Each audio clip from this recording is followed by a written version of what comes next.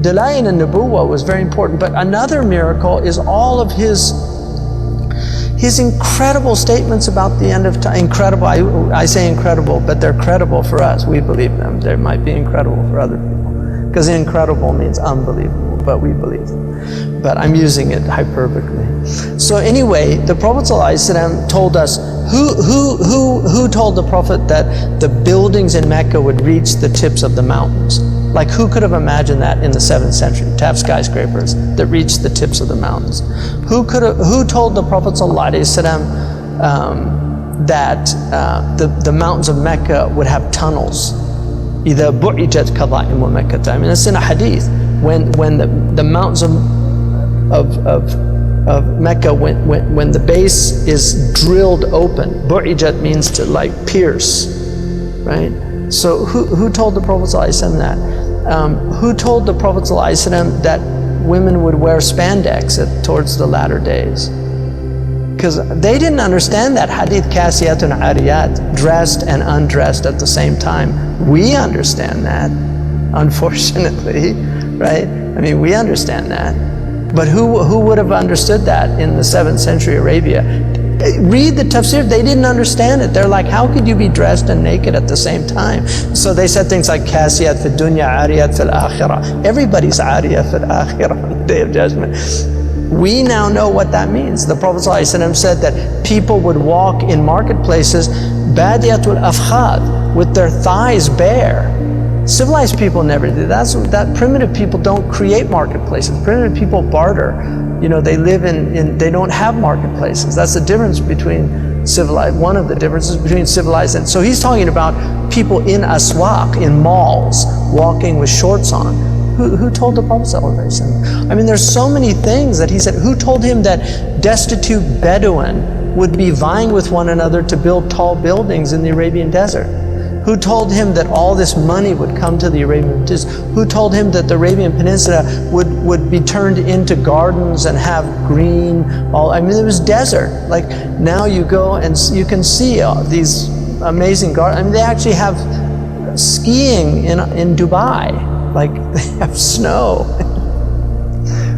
So all these things, I mean, the Prophet ﷺ, he told all these things, and I'm just like, you read the signs of the end of time and you're like, it's not like Nostradamus, you know, where it has to be interpreted. These are like clear signs. I mean, the Prophet ﷺ said that children, he said, al-mataru sayakunu qayda, like rain would be acidic. Qayd means to burn. Who told him about acid rain? And then who told him, sallallahu alaihi wasallam, about, I mean, we know, I'm just saying rhetorically, you know, that these for us, these are all signs. He said, wal waladu ghayda, the child would be filled with rage. Children would be filled with rage. It's amazing. And he said, يفيض اللئام فيضا ويغيظ الكرام غيظ. He said that the low people would be everywhere, and he said noble people would diminish. They would just begin to disappear. He said, how will you be when you're amongst the leftovers of humanity? Like the party's over, it's all the crumbs and the scraps. I mean, just look how people dress. Look how people have always dressed nobly throughout human history. Nobody ever dressed like modern people. Nobody in history. Romans had togas. You know, the Persians had their robes.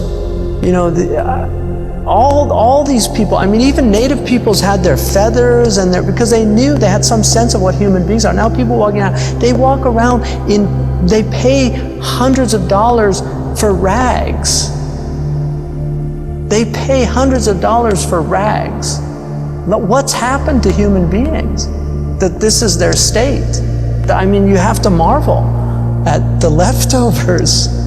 It's just amazing. But there were days, I mean, look, there were days when heroes walked the earth. Like now, they want to, every hero they just have to tear down.